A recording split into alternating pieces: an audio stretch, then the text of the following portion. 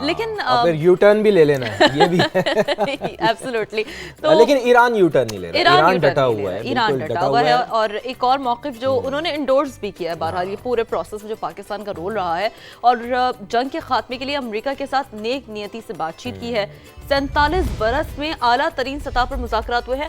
یہاں پر فواد ہم یہ بات ضرور کوٹ کریں گے, جیسے کہ کل ہمارے پینلسٹ بھی یہ کہہ رہے تھے نا کہ 47 سال سے چیزیں سٹینڈ سٹل تھیں, وہ تو 47 گھنٹوں میں بھی اپنا اتنی توقع, آپ کو اتنی ہائی ایکسپیکٹیشنز بہرحال نہیں رکھنی چاہیے کہ فوراً سے وہ معاملات حل ہو جائیں گے. لیکن ایک چیز بالکل اٹ وڈ ٹیک ٹائم, بالکل آپ نے درست کہا, چونکہ 47 سال کا یہ بیک لاگ ہے جس کو ایک ختم ہونا ہے.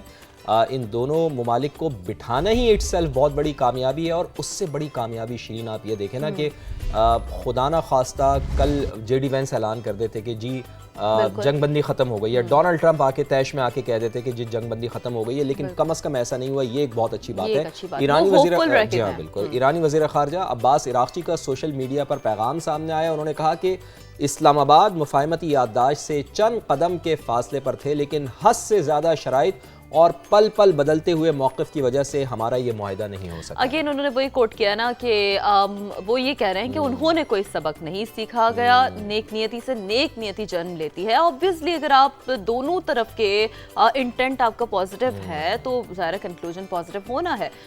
تو بہرحال یہ ایک بڑا واضح موقف ایران کی جانب سے سامنے آیا. لیکن ایران کے اسپیکر اور مذاکراتی کمیٹی کے سربراہ محمد باقر کالیباف کا بھی جو کہنا تھا وہ بھی میرے خیال ناظرین کو بتا دیتے ہیں. وہ کہتے ہیں کہ پاکستان میں انتہائی مفصل, سنجیدہ اور چیلنجز سے بھرپور مذاکرات کیے. ہم نے نیک نیتی سے بہترین تجاویز پیش کی جس کی بدولت مذاکرات میں کچھ پیش رفت ہوئی ہے. دیکھیں ہوپ انہوں نے یہاں بھی یہی دی ہے کہ پیش رفت ہوئی ہے, ڈیولپمنٹ ہوئی ہے. امریکہ کو یہ فیصلہ کرنا ہوگا کہ وہ ایران کا اعتماد جیتنے کے لیے تیار ہے یا نہیں. اور یہ بات نہ فواد انہوں نے اسی تناظر میں کی ہے کہ پہلے بھی آپ کو یاد ہوگا جب مذاکرات کے بالکل کلوز تھے, ٹھیک ہے, اور تب جو ہے وہ ہم نے دیکھا کہ جنگ چھڑ گئی تھی. عمان کی سربراہی میں یہ مذاکرات ہو رہے تھے. اور بالکل آپ کی بات درست ہے کہ جب مذاکرات کا کوئی نتیجہ آ رہا تھا, اور اس سے پہلے 2025 میں بھی آپ کو یاد ہوگا کہ جب امریکہ نے حملہ کیا تھا تو اس وقت بھی مذاکرات چل رہے تھے, اور جیسے ہی کوئی نتیجہ آنے والا تھا تو فوراً ہی ان مذاکرات کو ختم کر دیا گیا اور امریکہ کی جانب سے ایک اٹیک کر دیا.